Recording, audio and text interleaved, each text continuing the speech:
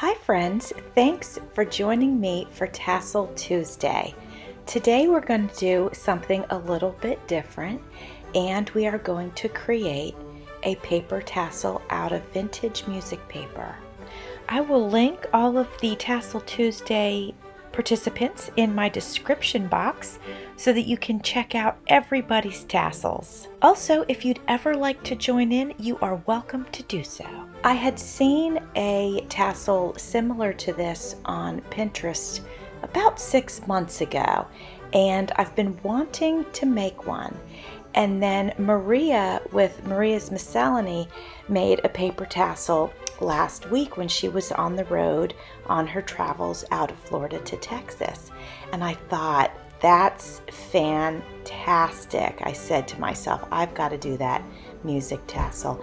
So I went on Pinterest, I took another look at it, and I just thought I can do this. So here we are. I have cut the paper with the decorative edged scissors, and the one on Pinterest was plain edges, but I just felt like the not plain edges would just give it a little extra special touch. So I've done that, and I layered them crisscross like I frequently do with my fabric. Not sure how that's going to turn out. That's also something that's a little bit different than the one that I had seen the picture of, but I was kind of hoping it would fan it out. So we'll see if it's either going to work or the paper's going to tear, or it's going to all like straighten out anyway. So we'll see. I'm tying it now. The paper is holding, and I think it's holding because I used those notched scissors, and the twine is kind of settling into some of those notches and kind of holding it steady. I'm folding it in half now to see if it's even, and one side is definitely way longer than the other. Sometimes you can get away with that, but it was too much. I can't get away with it. So I loosened my twine, and I'm just moving it down about a ½ inch. Just tested it, moving it down a little bit more, and I think that's going to be perfect. So I'm going to go ahead and retie it. Okay, that looks really good. So now I'm going to go ahead and use this really pretty green satin ribbon, and I'm going to wrap that just like, I don't know, a ½ inch down, and I'm going to wrap it around a couple of times. It's going to be tight, but it's not going to be like super tight. You guys know with the fabric ones, I tie it super tight right there, but this is obviously not a puff top tassel because, it's made out of paper. So I'm going to wrap that around a couple of times. And also, I think I will mention that I got this pretty green ribbon from Melissa Barnes when she sent me my Happy Mail swap, and I also got the twine from her.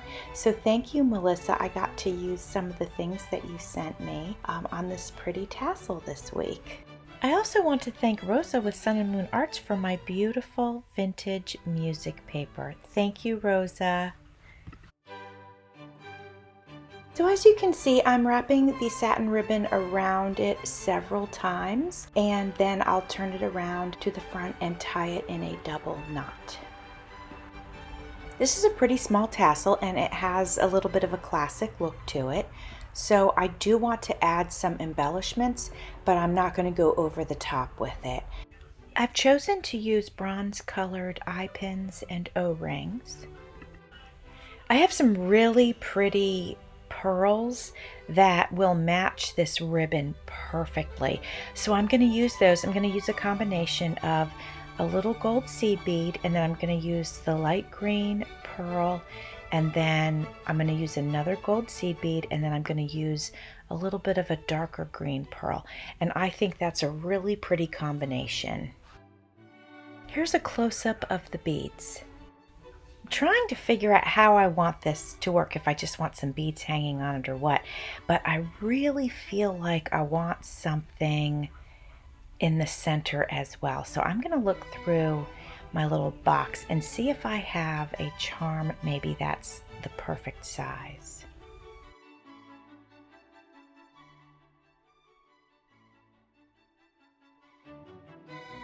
All right, so I picked up this kind of bronzy gold diamond shaped charm, and I think it's the perfect size. It's not too big and it's not too small.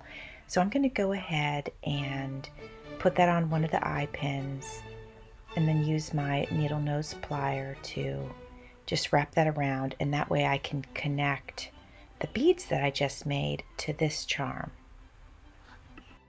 It's important for the charm to lay properly, and sometimes in order to do that you have to have two of the O-rings to get it angled right and to get it to lay flat. I hope that makes sense. So I put one of them on the twine here and I'm just tying it, and then I will use another one of the O-rings to connect the first one to the actual charm. I have to say, I'm really glad that I made this tassel, and I think I will definitely make more of them out of paper, you know, book pages and things like that. Basically, the possibilities are endless. Thanks for watching. See you soon.